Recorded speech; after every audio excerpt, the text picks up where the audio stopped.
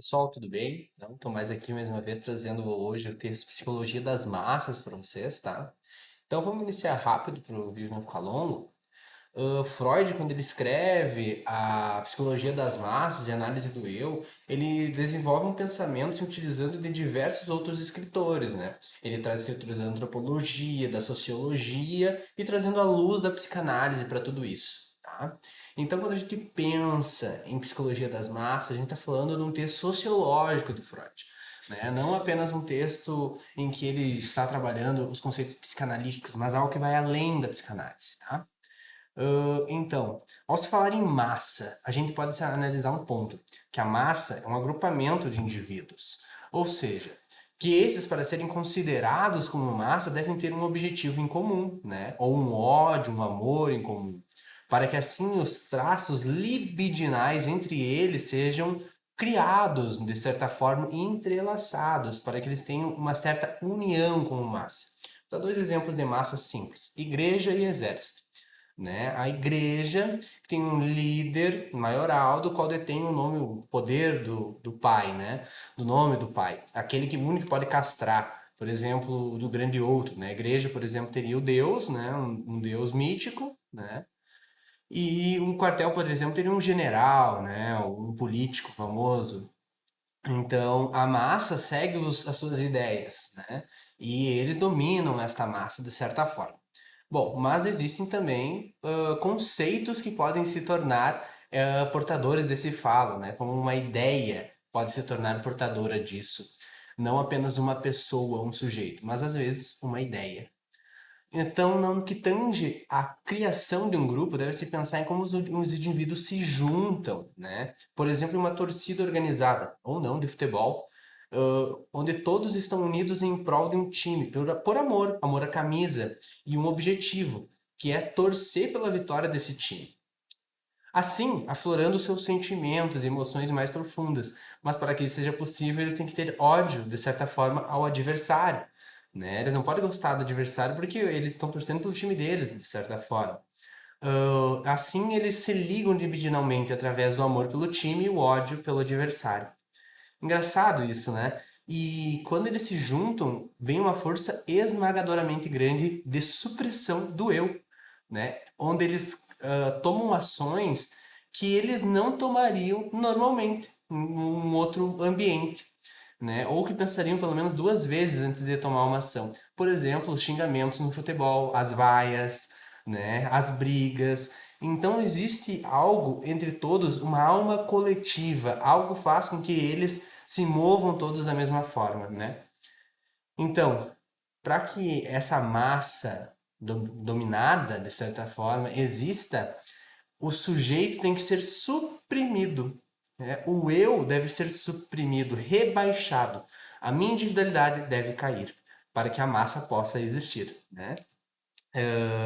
Para pensar o conceito de alma coletiva, a gente deve abordar primeiramente a forma com que essa se dá, né? Então a gente pode dizer, a partir de Le Bon, ele traz umas conceitualizações dessa forma, que ela primeiramente, ela vem pelo poder numérico, né? Uma massa não se forma de uma pessoa, duas, né? Uma massa se forma de um grupo, né? Todos os sujeitos que participam dessa massa. Um poder que se dá ao número, né? Que engloba um contágio, né? Que seria o outro conceito, um contágio. Num sentido bem hipnótico, o contágio a gente pode pensar. Que ele é facilmente perceptível, né? Em vários tipos de grupo. Vou dar um exemplo que é bem prático aqui, que todo mundo já deve ter pelo menos passado, ou pelo menos os que são um pouquinho mais velhos. Como se eu fosse muito velho, 22 anos. Mas uma fila de banco. É uma fila de banco. Digamos que você está numa fila grande de banco, ou uma fila de uma festa, e aí alguém, por exemplo, está atrás de você e começa a reclamar que essa fila está muito demorada. Né? Os atendentes não estão atendendo, e aí começa um burburinho, a pessoa da frente de você começa a falar: ah, não, mas realmente está demorando demais, e ela da frente começa, e todo mundo começa a falar que está atrasado demais, está muito atrasado, né? Que está demorando. E aí esse burburinho, que era uma ideia que todos tinham de certa forma, mas ninguém tinha o desejo de expressar, e alguém expressou, acaba criando um movimento em que todos passam a reclamar. Ou seja, existia uma sugestionabilidade, né? Se essa massa não estivesse esperando nessa fila, será que eles agiriam da mesma forma como eles agiram?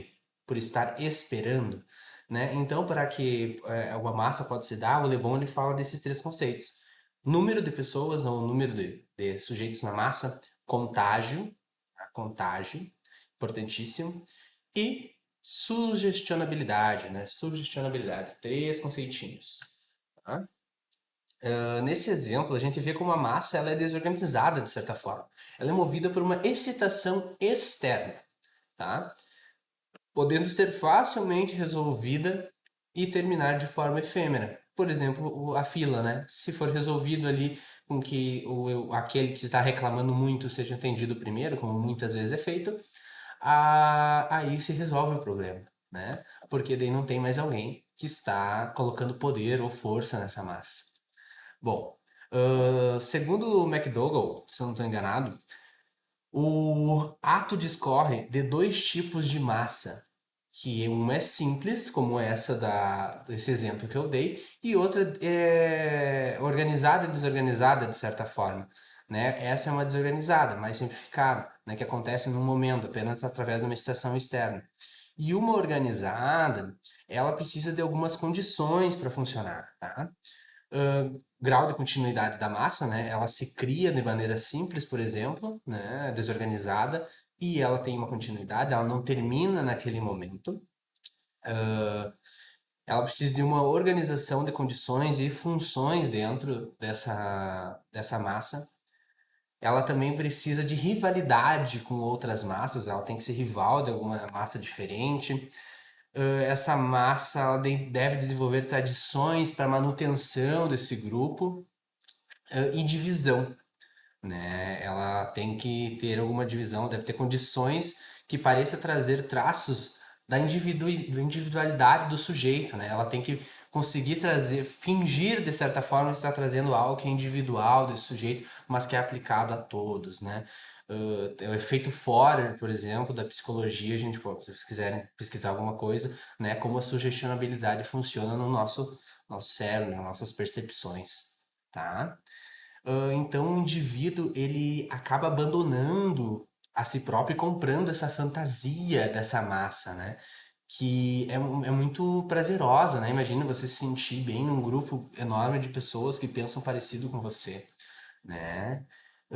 E aí se tem o instinto gregário, vocês vão ver lá no Freud, vai estar escrito ali do instinto gregário, onde conceitua que a sugestionabilidade é uma evolução desse instinto gregário. Porém, essa ideia ela é minada ali pelo Freud, né? Por não dar o espaço ao líder da massa. Freud então traz para a questão o tema da libido, né? Que esse contágio, né, para ele funcionar, para a massa desenvolver, ela é preciso para a manutenção do grupo, né? Ela tem que ter, de certa forma, uma identificação libidinal. Eu me identifico com outro sujeito, tracejando uma rede de amor, né? Uma conexão afetiva, né? Eu me ligo com outro com amor erótico, né? Ele vai falar ali no amor lieb e eros, né? Então eles se interligam libidinalmente. Engraçado e bonito de certa forma de se escutar isso. Mas a gente está falando de trabalho, né? Psicodinâmicas institucionais. Então, como é que isso é visto no meio trabalhista, né? Bom, muita gente me pergunta, né, fora da sala de aula, Marco, o que que essa matéria tem a ver com o trabalho, né? Bom, se vocês perceberem, tudo o que a gente está falando é sobre grupos, é sobre social, é sobre o trabalho, é sobre a constituição do trabalho. A gente pode ligar psicologia das massas a como o trabalho, por exemplo, uma fábrica é desenvolvido, né? O ambiente de trabalho ele pode representar a massa. Os sujeitos que trabalham são a massa. Um líder, um chefe, é visto como o portador do falo, né? O portador do poder, o grande outro, né? E aqueles que detêm um certo poder, né, seriam, por exemplo, o Totem e Tabu seriam os representantes desse poder, né? Que tem uma fração, os mágicos, né?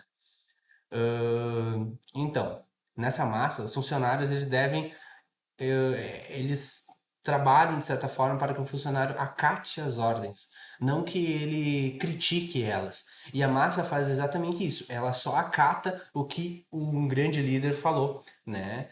Então ele pega, ele falou isso, então é isso agora, né? Eu não vou criticar essa ordem, eu não vou falar, não, não é isso, não vou me impor, né? Não vou colocar o eu, mas sim vou rebaixar o eu e aceitar a situação, porque todos estão aceitando a situação, diminuindo nossa própria condição enquanto sujeito e adotando a condição grupal de massa. Tá? E isso a gente pode perceber hoje, né, através das redes sociais, como as massas agora estão maiores, né? As redes sociais fizeram muito isso, em que o processo de massificação, por exemplo, da sociedade é muito grande.